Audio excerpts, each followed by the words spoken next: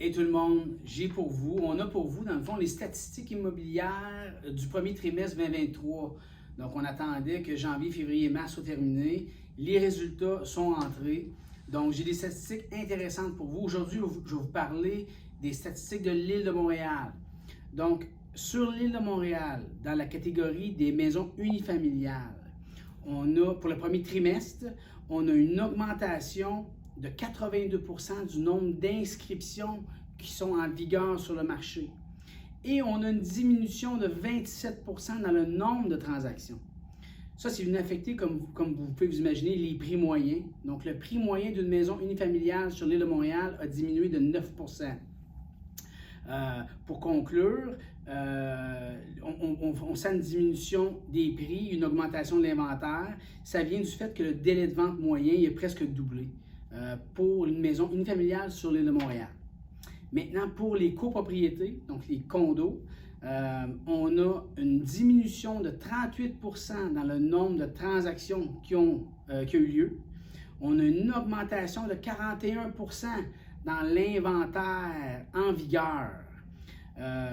On sent une moins grosse baisse sur les prix, donc le prix moyen a diminué de seulement 3%.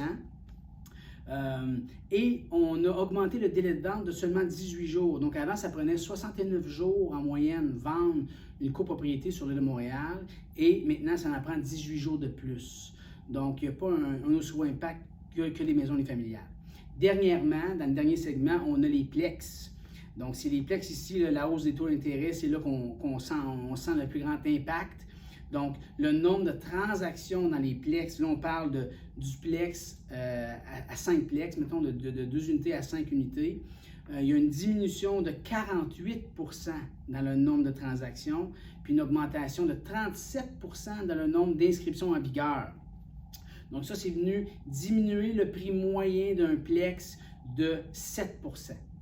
Donc, en résumé, ça c'est pour l'île de Montréal, on se retrouve quand même, malgré toutes ces stats-là, dans un marché vendeur, sauf dans la catégorie des copropriétés de 1 million de dollars et plus, on a basculé dans un marché acheteur.